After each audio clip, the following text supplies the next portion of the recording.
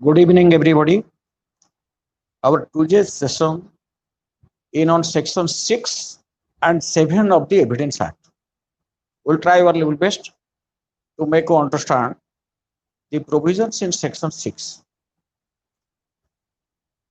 Prior to that, you should know what is relevant fact. One fact is said to be relevant if that is connected with the fact in issue or in any of the ways as mentioned in the relevancy chapter. That is, definition chapter we find what is relevant. Relevant means a fact is relevant when that is relevant in any of the way as per the relevancy chapter. The fact relevancy chapter within the provisions of section 6 to 55. Now in this relevancy of fact, first section relevancy of facts, that is chapter 2.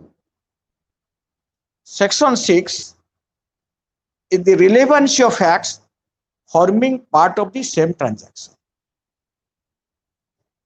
Section 5 says evidence may be given to prove fact in issue or relevant facts and of no others.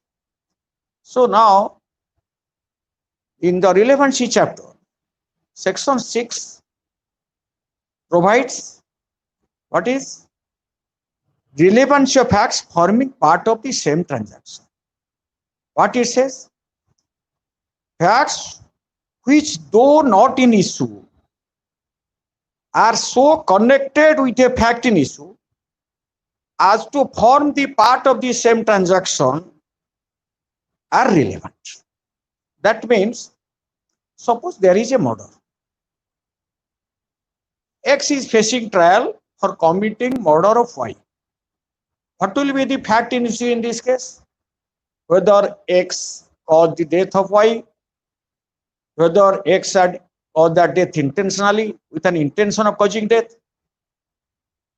There may be other issues, whether there was fraud on provocation, whether the case falls under any general exception chapter. All are fact in issue. Though in criminal case, issues are not framed, when a charge is framed, that is like issue. That is apparently an issue. That is the matter to be adjudicated. That is the disputed matter. What is that? Whether a particular person has committed a particular offense or not. That is accusation in a particular offense explained in a summons case, in a warrant case, or in session trial, charge is framed. So that is the main issue in a murder case, that whether he has committed the murder. Suppose at the time of commission of the murder, X, the accused, has uttered something, has stated something, or before the commission of murder, there was some exchange of hot words between the accused and the deceased. Some bystanders who are standing by nearby, they are trying to prevent the crime, or soon after the murder, the person, the accused, did something or uttered something. So that is not the fact in issue. The issue in this criminal case is not, fact in issue is not whatever he has stated before the murder, whatever happened after the murder, that is not the issue. But as per section 6 of the Evidence Act, those facts will become relevant as part of the same transaction. In a murder case, what is a transaction? Transaction means series of acts, some acts or omissions which constitute and by which an event takes place. So that is a transaction. Even in a contract, suppose there is some understanding previously, some correspondence, etc., some negotiations, all are transactions. Though some acts or some action of the parties, some statements or between the exchange between the parties for which a particular event happens. So that we say transaction. So here he says, section 6 says, facts which are not in issue, facts which do not in issue. This fact is not an issue, but it is so connected with the fact in issue so as to form as part of the same transaction that is relevant, whether that happened at the same time or not, or say at the same place or not, or at a different place. You will go through the illustration that will make you clear how a fact which is not an issue that becomes relevant as per section 6 of the Evidence Act as part of same transaction. This rule is popularly known as the rule res gestae. Res gestae, sometimes we say res gestae, res gestae. Res gestae means that is a Latin term that means a part of the same transaction. So when a transaction is to occurs, that a particular one event is not a transaction. That transaction is surrounded with other events, other happenings. So those happenings are so connected, so surrounded with the main happening, main event, that cannot be excluded. Those events should not be. If those events will not be taken into consideration, then the transaction will not be clear to the court. So proper understanding of an event, other events, other facts which have taken place, which occurred either soon before the transaction or soon after the transaction or during the course of the transaction, all are to be treated as one transaction, and that's why section 6 provides facts though not in issue, but those facts are connected, so connected as to form part of the same transaction. So, and thereby those facts are relevant facts.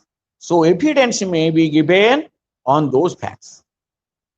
The illustration, suppose A faces trial for committing murder of B. Whatever A stated or A just been acted or whatever A stated soon before murder, soon before causing death, or at the time of commission of murder, whatever bystanders have stated, those will form part of the same transaction. Here, whatever happened means the incidents that cannot be, if those facts must be very closely connected, either in proximity of time or place. Proximity means very immediate connection is there, immediate relationship is there, very close relationship is there, so that those facts cannot be excluded. If those facts are not taken into consideration by the court, then the transaction, it will be very difficult on the part of the court to understand the incident. So section 6 provides it. In this connection, there are two important case laws that has been developed in England. What is that case law? If you understand, is Rattan versus Queen. In Rattan versus Queen, what happened? In this Rattan versus Queen, the accused,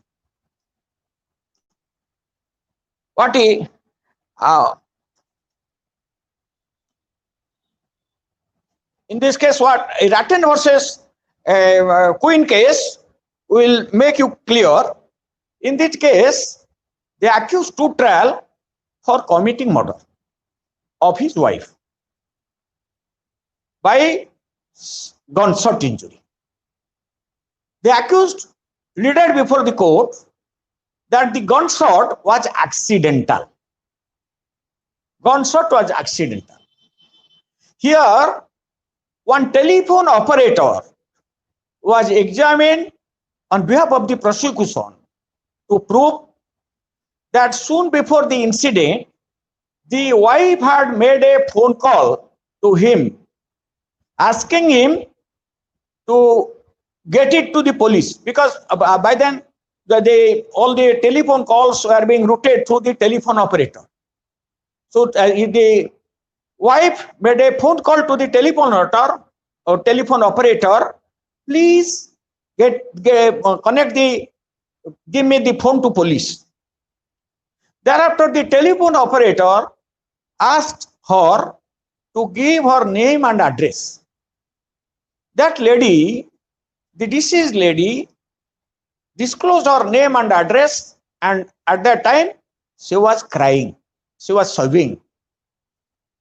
And thereafter, the telephone operator informed the fact to the police, and police arrived, and by then the lady was killed. So the prosecution tendered the evidence of the telephone operator to prove the fact that soon before the commission of murder, so the wife was the woman was in distress condition, was not happy, and was in a distress condition and seeking help of the police. So that was admitted in evidence by following the principle of res geste. That is, it is so connected with the fact and issue so as to form part of the same transaction.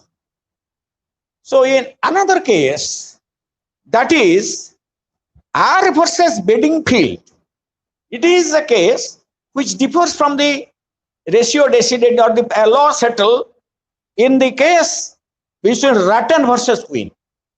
In this case, what happened? The accused Bedingfield faced trial for committing murder of a woman. The woman, in this case, the woman, after sustaining the cut injury on her throat, came out from the room, and after some time, when soon before her death, not immediately, after some time, soon before her death, she told another woman that Bedingfield caused injury to her. So here in this case, the statement of that deceased woman to the another woman that Bedingfield caused the injury, that was not admitted in evidence. Why? Under the principle of res geste, because there was gap of time. It was not spontaneous. Spontaneous statement was not there. Immediate, that is, because here the principle of res geste was not applicable in this case. Even the statement of that deceased lady was not admitted as a dying declaration for the regime. That dying any declaration expecting death immediate, there is death, that was not there. That declaration was not given by that woman expecting her death. So that's why also that was not taken as a dying declaration under the law, English law. That was not admissible. So now these two cases, if you compare the ratio, the judgment of both the cases, then you will be clear how any transaction, any fact which is a part of, which will be treated as a fact of same transaction, and how that will be admissible in evidence. In section 6, there is another illustration. What is that? A is facing trial for committing mutiny. A is accused of waging war against the government, in taking part in armed insurrection in which properties were destroyed, where troops are attacked, jails are broken open. The occurrence of these facts is relevant as forming part of the same transaction, though these incident different, there was occurrence at different places and different time, because those are part of the same transaction. It is natural for the process. Another example is there. A sues B for a libel containing in a letter, forming part of a correspondence. Whatever other letters written between that in connection of those libels, that will be treated as part of the same transaction. So here, you should understand in another case how this rule, this res gestae is exception to hearsay. Hearsay evidence. What is hearsay evidence? Hearsay evidence is that evidence which is given on hearing from another. For an example, if X has seen X saw a murder, he came to his house and narrated the incident to his wife and daughter. If the wife and daughter, they depose in court about the murder on hearing the same from the main witness from X, then their evidence will not be admissible as hearsay evidence, because it is that latter will discuss what is hearsay evidence. But in res gestae, this is an exception. Though it is hard. Somebody, suppose X, after committing murder, while leaving the spot, he told, yes, I finished my enemy. Yes, the incident is over. So that will be treated as a part of the same transaction. Though it is somebody hears it and deposes it in court. Suppose this is exception to hearsay rule. In one interesting case, R versus Foster, here how this res gestae principle is exception to hearsay rule of evidence, that will make you clear. In R versus Foster case, there was an accident. Soon after causing the accident, the driver fled away with the vehicle. Another person who was passing on the road, he heard the groaning sound of the victim. He came there and asked him, what happened? Then that person there spontaneously, immediately informed about the accident, who caused the accident, which vehicle, how that accident occurred. That will be admissible under the rule of section 6, because it will be admissible under the rule of res gestae. It will be treated as part of the same transaction. That will be admissible in evidence. Similarly, suppose there is a rape, and as soon after the rape, the victim, rape on a child, suppose a child, as soon after the rape, the child came from the spot in crying and narrated the incident to her mother. Whatever facts she stated, that will be admissible in evidence under the provisions, as per the provisions of section 6 of the Evidence Act, under the rule of res gestae, as forming part of the same transaction. Suppose after one day the child says about the remain, soon after the incident, alleged rape, she came, stayed in the house, did not talk to anybody. After one day, she informed the incident to her mother. Then that matter will be treated as hearsay, because that will not be treated as that whatever statement she gave and mother evidence will not be admissible as per the provisions of section 6 of the Evidence Act. The main thing you should remember that whatever statement, a statement is admissible under the rule of section 6, under the provisions of section 6 of the Evidence Act, when it is spontaneity, there is no possibility of concocted statement. If there is gap of time, that it is not connected, it is not so connected with the main fact in issue, so as to form a part of the same transaction, then that will not be admissible in evidence as per the provisions of section 6 of the Evidence Act. So now you are clear what is section 6?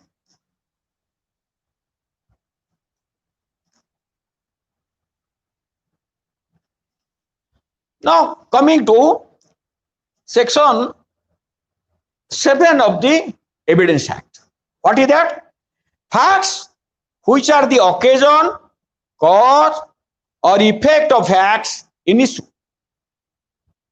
So this is section 7 provides facts which are the occasion, cause or effect, immediate or otherwise, of relevant facts or in fact in issue. Occasion, cause, effect, immediate or otherwise, of which of relevant facts or fact in issue, or which constitute the state of thing in which they happen, or which afforded an opportunity for their occurrence or transaction are relevant. Occasion. What do you mean occasion?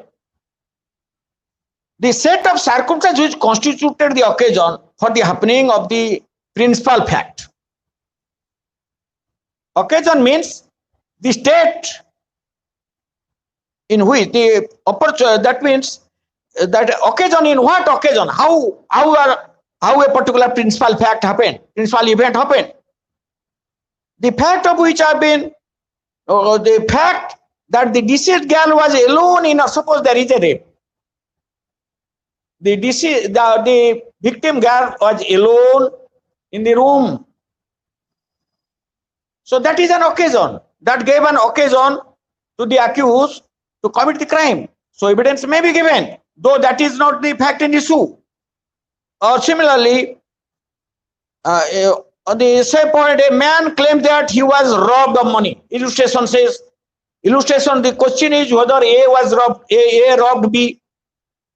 The facts that shortly before the robbery, B went to the fair with money in his possession, and that he sold it or mentioned the fact that he had it to third person are relevant, because that is an occasion. By disclosing the fact by A to others that he was going to fair and he was going with money, that gave an occasion to the culprit to commit the robbery. So that is admissible. The question is whether A murdered B. Marks on the ground produced by a struggle, that is effect. Soon after the murder, commission of the murder, some footprints were found, some these blood stains were found, or there was mark on the ground, there was a struggle, or near the place where the murder was committed. These are the effect. So that's evidence may be admissible to prove those marks, the mark on the ground regarding the struggle, because this is admissible as per the provisions of section 7, that is facts which are the effect of facts in issue. The question is whether A poisoned B. The state of B's health before the symptoms ascribed to poison and habits of B known to A, that is which afforded an opportunity for the administration of poison are relevant facts. So these sections 7 can be understood if we divide, it will categorize it in 5 categories. First, facts constituting the occasion, facts which show the cause. What is the cause? Cause for what purpose? Suppose A has filed a suit against B for recovery of money on basing on a promissory note. B denies the borrowing.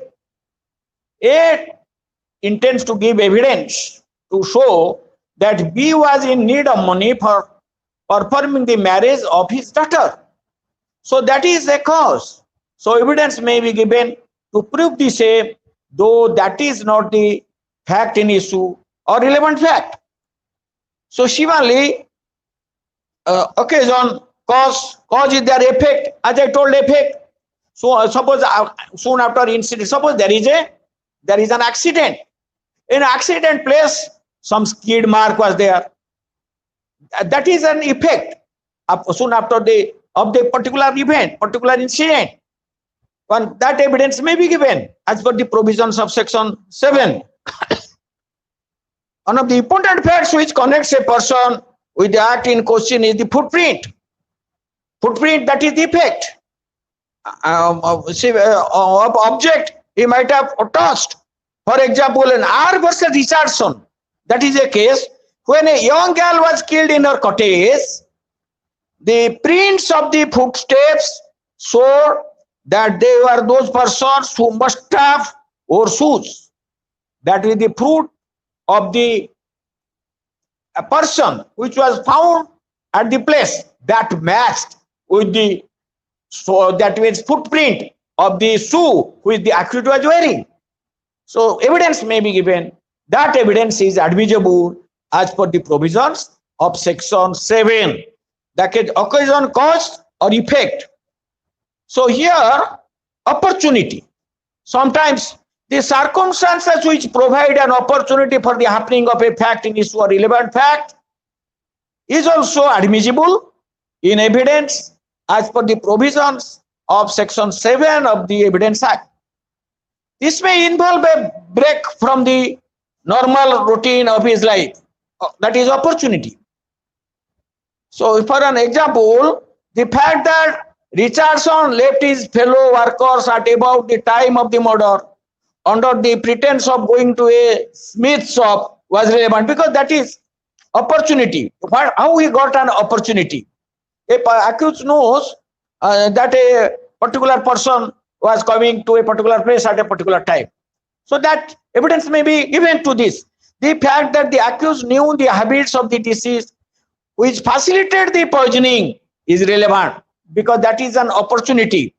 Illustration is close to the fact of Ars versus Donnellan. The deceased suffered from a tripling ailment for which occasionally took a laxative draught. The draught was usually served by his mother.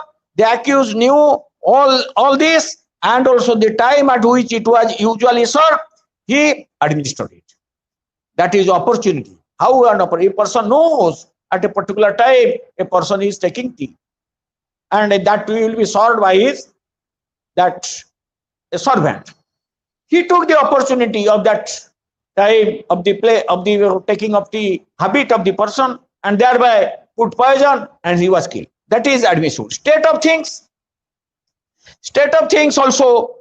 Rattan versus Dennington, for example, where the accused was prosecuted for shooting down his wife in the Rattan case. In that case, state of thing, that was also admissible that the lady was unhappy. The woman was unhappy with his wife and was carrying an affair with another woman was held to be relevant as it constitute the state of thing in which a particular event happened.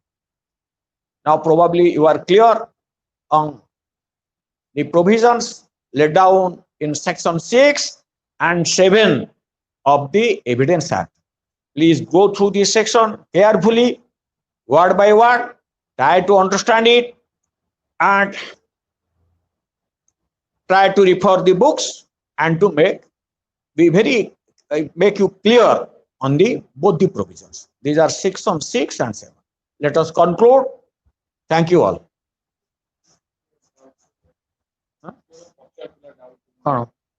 If anybody was asking for a doubt,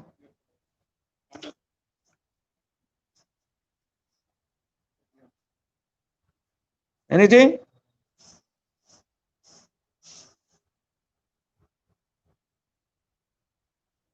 Okay, good evening.